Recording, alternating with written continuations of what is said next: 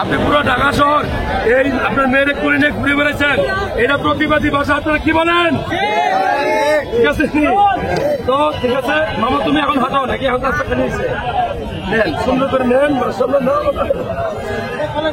অনেক চিন্তা করছেন একটা বিষয় যে একজন বাবা তার মেয়েকে বোরকা পরায় নিয়ে আসছে, হ্যাঁ পর্দা করতে, কিন্তু জাস্ট এইটা একটা শিক্ষা, ওর সন্তানকে শিক্ষা দিচ্ছে যে ওরা অন্যায় করতেছে, ঠিক কিনা?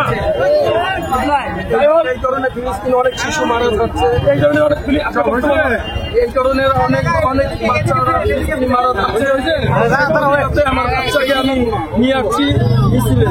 এই যে দেখেন ওনার বক্তব্য হলো এরকম অনেক বাচ্চা ফিলিস্তিনে মারা যাচ্ছে, আপনার ফেসবুক, টিকটক, টুইটারে দেখতেছেন, কিন্তু আসলে প্রতিবাদ হলো ও ঘরে থাকে। ওই দেখেন কি পতাকা, এটা কিসের পতাকা? এটা শান্তির পতাকা, এটা ইসলামের পতাকা, এটা হলো আমাদের ফিলিস্তিনের পতাকা, এটা আমাদের কলিজায় রাখা উচিত, ঠিক কিনা?